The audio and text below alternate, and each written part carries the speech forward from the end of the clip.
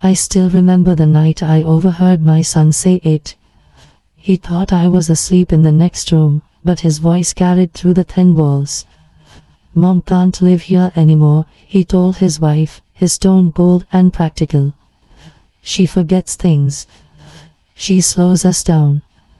It's time we put her in a home." Those words cut through me sharper than any knife. I froze, my heart pounding, my breath catching in my throat. For a moment, I thought I'd misheard him. But then I heard his wife, calm, almost relieved, say, "I agree, Tom. We've done enough. We need our own life now. My own son. My Tommy. The boy I carried for 9 months. The child I worked 3 jobs to raise after his father passed away. The little boy who used to hold my hand so tightly on his way to school, whispering, 'Mom, promise you'll never leave me.' And now, here he was, planning to leave me, to send me away like an unwanted burden." That night, I lay awake staring at the ceiling. The ticking clock sounded louder than usual, like it was counting down the moments before my world would change forever. Every memory, his first steps, his first heartbreak, the nights I stayed up sewing his clothes, came flooding back. How did we get here? Hi everyone, this story is personal. It's about what happens when love fades into obligation, and how sometimes we find strength we didn't know we had. Before I continue, please make sure to subscribe and tell me in the comments, where are you watching from? Have you ever had to choose between your heart and your peace? I'd love to read your stories below. The next morning, I made breakfast like always.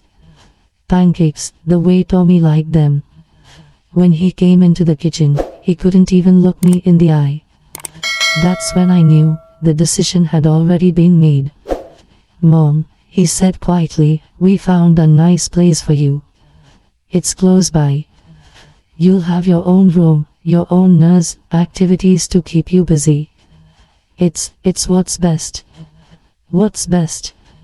Those words echoed in my head as I looked at my son, my whole world, avoiding my gaze. I wanted to scream. I wanted to ask him if he remembered all those nights I slept hungry so he could eat. But I didn't. Instead, I just smiled softly and said, "If it's what you think is best, Tommy." That afternoon, I went to my room, sat on the edge of my bed, and looked around. Every corner of that house held a piece of me, the curtains I sewed, the picture frames I dusted, the garden I'd planted years ago with my bare hands. I realized that my whole life had been built around loving others. I'd given everything, but somewhere along the way, I forgot to keep something for myself. When the moving van arrived the next day, I packed quietly.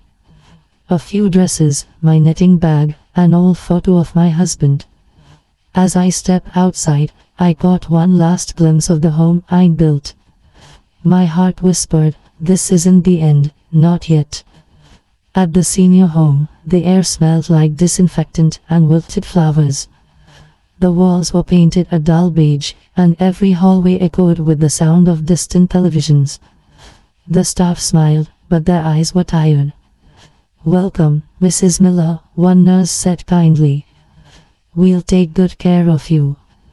They showed me to a small room with a single bed, a window facing the parking lot, and a small nightstand. That was it. As I sat down, I felt the weight of silence pressing on my chest. For the first time in my life, I wasn't needed. Nobody was waiting for me to cook, or clean, or comfort. I was just forgotten. Days turned into weeks. I made polite conversation with other residents, but my heart wasn't in it. Every time I heard a car pull up outside, I hoped, foolishly, that it was my son, coming to take me home. But he didn't. He'd visit once a month, sometimes less. Always in a rush, always with excuses. "Work's been crazy, Mom. The kids have soccer. We'll see you soon." But soon never came. One evening, I sat by the window, watching the sunset paint the sky in shades of orange and gold. The nurse walked by and asked if I wanted dinner. I told her I wasn't hungry. But inside, I was starving, for love, for purpose, for a reason to keep going. And that's when something inside me shifted. I realized I wasn't going to die here, not in this room, not forgotten, not silent. I didn't raise a son to be cruel, but I also didn't raise myself to be weak. If my life was being taken from me, I would take something back. Something no one could ever put in a box again. So that night, under the dim yellow light of my bedside lamp, I opened my old notebook, the one I used to write grocery lists in, and I began to make a different kind of list. It wasn't for groceries. It was for freedom. I wrote 3 simple goals at the top. Find out who I am without being someone's mother. Do one thing every day that reminds me I'm alive. And make them remember who I really am. Because my story wasn't over. Not yet. But what I did next would shock everyone. The first morning after I wrote that list, I woke up before sunrise. The world outside was still quiet, just the faint hum of cars in the distance and the chirping of early birds. I sat on the edge of my bed, holding my notebook, feeling something I hadn't felt in years: purpose. It was small, fragile, but it was there. That day, instead of waiting for breakfast to be served, I walked to the small garden behind the home. The air was cool, the grass wet with dew. I knelt down beside the flower beds, my old knees aching, and began pulling weeds. One of the nurses saw me and hurried over. "Mrs. Miller, you don't have to do that," she said softly. I just smiled and replied, "I know. But I want to." That small act, digging my hands into the dirt, smelling the earth, reminded me who I used to be. I wasn't just an old woman waiting to fade away. I was still me. A woman who built her life from nothing. A woman who knew how to survive. Each morning after that, I worked in the garden. I planted marigolds, daisies, and sunflowers. Soon, some of the other residents started joining me. There was Clara, who used to be a teacher, and George, a quiet man who never spoke until he started watering the plants with me. Slowly, that dull, lifeless home began to feel alive again. We laughed. We shared stories. I even taught Clara how to knit. But even as I found small joys, the pain never left me. Every time I saw a family visiting another resident, bringing flowers, laughing, holding hands, my heart broke a little more. I'd smile and wave, but deep down, I wondered if Tommy ever thought about me beyond those rushed visits. I used to think love was enough to keep people close. But sometimes, love isn't loud enough to compete with life's noise. One afternoon, while I was watering the garden, the director of the home came out to talk to me. "Mrs. Miller, we've noticed how much you've helped around here," she said kindly. "The garden looks beautiful. Would you like to help us organize the community fair next month?" I blinked in surprise. No one had asked for my help in years. I nodded slowly, trying not to let the tears spill. "I'd love to," I said. That night, I sat by the window again, but this time I wasn't thinking about loss. I was planning. I started sketching ideas for the fair, decorations, games, music. It felt like a piece of my old self had come back to life. The part that could make something from nothing. I even wrote a letter to my son, inviting him and his family to come. I didn't beg. I didn't guilt him. I simply wrote, "There's something I'd like you to see. It's important." Weeks passed, and the fair day finally arrived. The air was filled with laughter and the smell of popcorn. The garden I'd cared for all summer was now full of color and life. People from the town came to visit, kids running around, families smiling. I stood by the gate, my hands trembling slightly, waiting. And then I saw him. My son. Tommy. He looked a little older, a little tired. His wife was beside him, holding their daughter's hand. My granddaughter, Lily, she looked just like him when he was little. My heart swelled. Mom, he said awkwardly, walking up to me. You look good. I smiled. I've been busy, I replied softly. Come, I want to show you something. I led them through the garden, past the flowers, the tables I'd set up, the residents I now called friends. You did all this? His wife asked, sounding surprised. With a little help, I said. Turns out, we're not useless after all. There was a moment of silence, the kind that hangs heavy but says everything words can't. Tommy looked around, then back at me. Mom, I didn't know you had this in you. I met his eyes and said quietly, you didn't ask. Later that afternoon, after the fair ended and most visitors had gone, Tommy stayed behind. He helped me stack chairs, just like he used to when he was a boy. For a few minutes, it felt like old times, two people working side by side, no words needed. But when we finished, he sighed. Mom, I don't know how to make this right.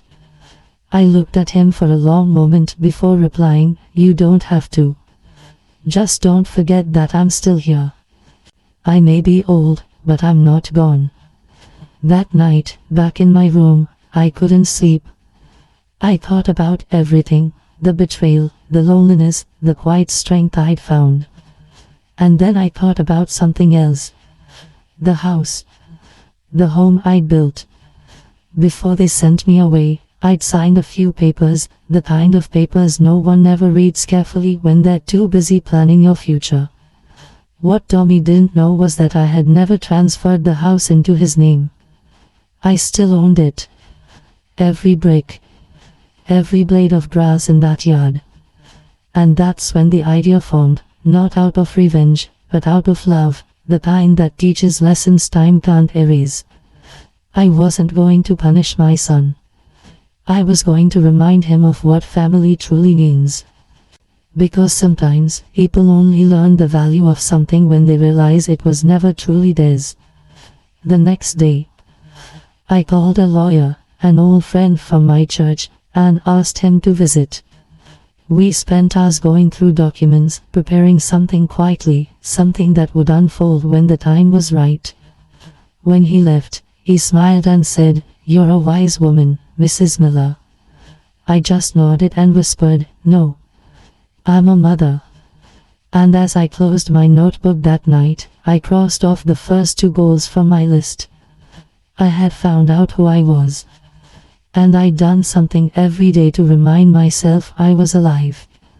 Now, only one thing remained, make them remember who I really am. And what came next would change everything.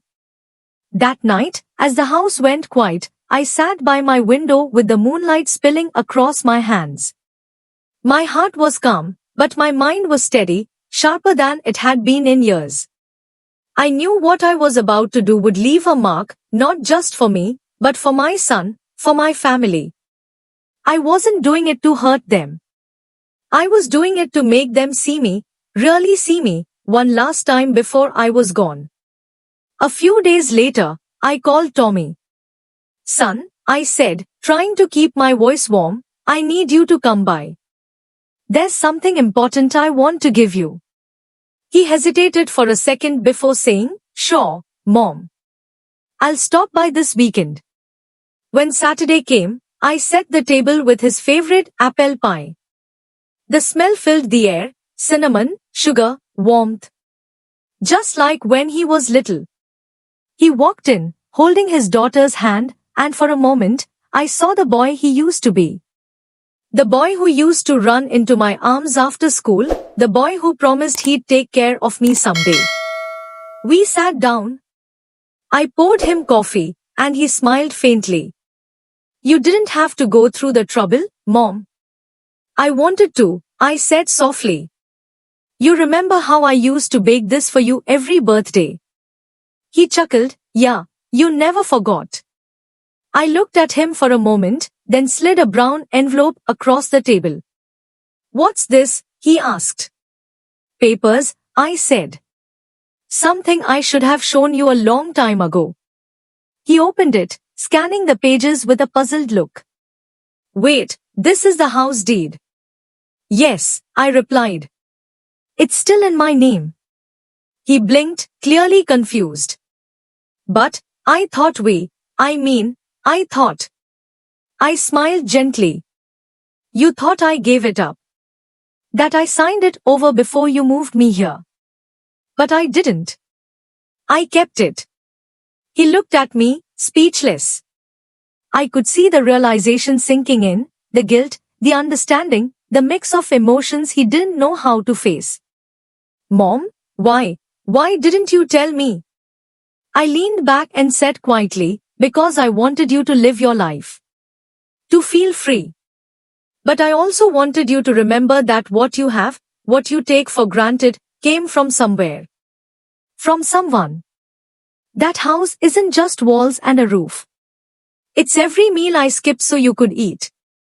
Every night I stayed awake worrying. Every dream I gave up so yours could come true. For a long time, he said nothing. Then his voice broke, barely above a whisper. Mom, I messed up. I shouldn't have.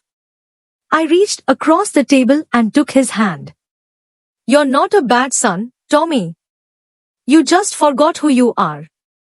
And sometimes, life has a way of making us remember, whether we want to or not. He lowered his head, tears falling quietly. Lily climbed onto my lap, wrapping her tiny arms around me. Grandma, she said sweetly, are you coming home with us now?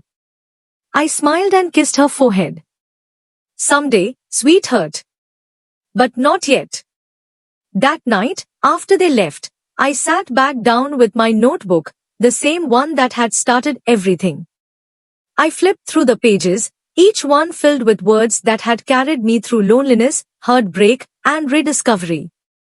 I realized something. It wasn't about the house. It wasn't even about teaching my son a lesson. It was about reclaiming myself, the woman I used to be before life silenced her. The next week, Tommy came back, not just for a visit, but to help.